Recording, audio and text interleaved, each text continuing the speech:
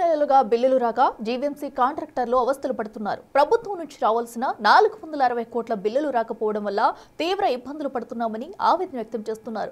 ప్రభుత్వం తమపై దృష్టి పెట్టి కనీసం 6 నెలల బిల్లులైనా చెల్లించాలని కోరారు. అనేక మంది కాంట్రాక్టర్లు అప్పులు తెచ్చి పనులు చేశారని, ఆర్థిక ఇబ్బందుల వల్ల భవిష్యత్తులో పనులు చేయలేని పరిస్థితి ఏర్పడిందని వాపోతున్నారు. ప్రభుత్వం తక్షణమే స్పందించి బకాయిలు విడుదల చేయాలని కోరుతున్నారు. ఇక పూర్తి వివరాలు మా ప్రతినిధి రాజు అందిస్తారు. చెందుతున్న విశాఖకు త్వరలో ఇక కాంట్రాక్టర్లు పని చేయలేనటువంటి పరిస్థితికి వచ్చేశారు. దాదాపుగా 400 కోట్ల రూపాయలు జీవీఎంసీ ప్రభుత్వం చెల్లించాల్సినటువంటి డబ్బులు గత 13 నెలలుగా రాకపోవడంతో ఇప్పుడు కాంట్రాక్టర్లంతా కూడా చేతులెత్తేస్తున్నారు. ఓ పక్క నుంచి రాష్ట్ర ఆర్థిక రాజధాని విశాఖ అని చెప్పుకుంటున్నటువంటి ఈ ప్రాంతంలో ఇప్పుడు అభివృద్ధి కార్యక్రమాలు చేయాలంటే ఏ కాంట్రాక్టర్ ముందుకు వచ్చే పరిస్థితి లేదు. ప్రభుత్వం డబ్బులు చెల్లించకపోతే వీళ్ళెవరో కూడా పనులు చేయలేమని చెప్తున్నటువంటి పరిస్థితి. ప్రస్తుతం మనతో కాంట్రాక్టర్స్ ఉన్నారు.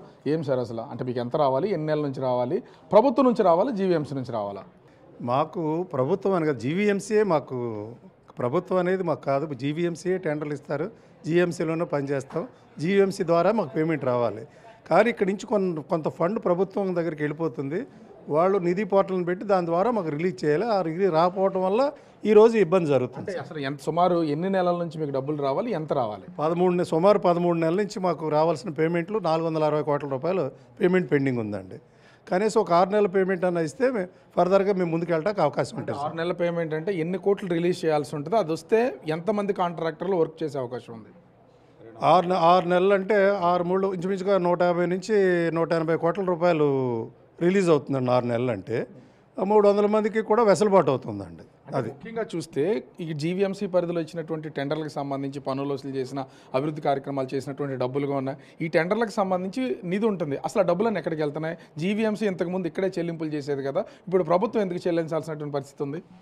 ముఖ్యంగా ఇక్కడ మా జీవీఎంసీలో వర్కులు చేయడానికి ఇంజనీరింగ్ సెక్షన్కి 400 కోట్లు బడ్జెట్ ఉంటుందండి. కానీ ఇక్కడ ప్రతిసారి జరిగేది ఏంటంటే 400 కోట్లు బడ్జెట్కి గాను 1000 కోట్లు, 600 కోట్లు, 700 కోట్లు, 800 కోట్లు వర్కులు చేయించుకొని ఈ చేసిందంతా మా పెట్టుబడి డబ్బులతోనే ఈ వర్కులన్నీ చేస్తున్నామండి. కానీ అక్కడ ఫైనల్గా ఉండేది 400 కోట్ల బడ్జెటే. ఈ బడ్జెట్కి మించి వర్కులు చేయడం వల్ల ఈరోజు మాకు రావాల్సిన బకాయి పెరిగిపోయిందండి. సో అది ఈ కొత్తగా మన గవర్నమెంట్ ఏర్పడిన తర్వాత నిధి అనే ఒక పోర్టల్ ఏర్పాటు చేసి నిధిలో ప్రతి రూపాయిని నిధిలోకి వెళ్ళిపోతుందండి. ఆ నిధి నుండి మళ్ళీ మనకి వెనక్కి రాకపోవడం వల్ల అంటే నిధిలో జమ చేసినటువంటి జీవీఎంసీ డబ్బులు కాంట్రాక్టర్లుగా పనిచేసినటువంటి మీకు ఎందుకు రిలీజ్ చేయట్లేదు? ఎందుకు రిలీజ్ చేయట్లేదు అని అంటే అది అర్థం అవ్వకేనండి ఇప్పుడు మేము రోడ్ ఎక్కింది.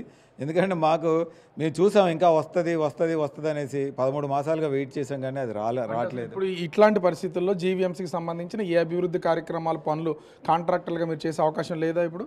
100% అండి. ఎందుకంటే మేము మా స్థాయికి మించి, మా తాహతకు మించి మేము పనులు చేసామండి.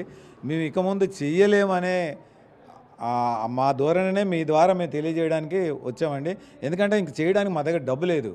మేము ఆల్రెడీ 460 కోట్లు పైచీలకు పెట్టుబడి ఇప్పుడు మాకు రావాల్సింది ఉంది. ఆల్రెడీ ఇప్పుడు మేము ఇంకా బిల్లు రూపకంగా కానీ ఇప్పుడు ఇంకా అకౌంట్లో కానీ ఆడిట్లో కానీ ఇంకొక 200 కోట్లు ఉన్నాయండి. ఇవన్నీ చూసుకుంటే ఇంచుమించుగా 600 కోట్లు పైచీలకు ఇంకా మాకు ఓపిక లేదండి, పెట్టలేం మేము. అంటే ఒక్కటి జీవీఎంసీ నుంచి రావాల్సిన డబ్బులేనా, రాష్ట్ర ప్రభుత్వం నుంచి కూడా రావాల్సిన డబ్బులు ఏమైనా ఉన్నాయా దీనికి సంబంధించి? జీవీఎంసీ నుంచి అత్యధికంగా రావాలండి. జీవీఎంసీతో పాటు రాష్ట్ర ప్రభుత్వం కూడా కొంత సహకరిస్తేనే, అంటే ఇలా నిధి అనే దాంట్లో నుంచి మాకు రిటర్న్ బ్యాక్ చేస్తేనే జీవీఎంసీ డబ్బులు వాళ్ళు ఇవ్వగలరు.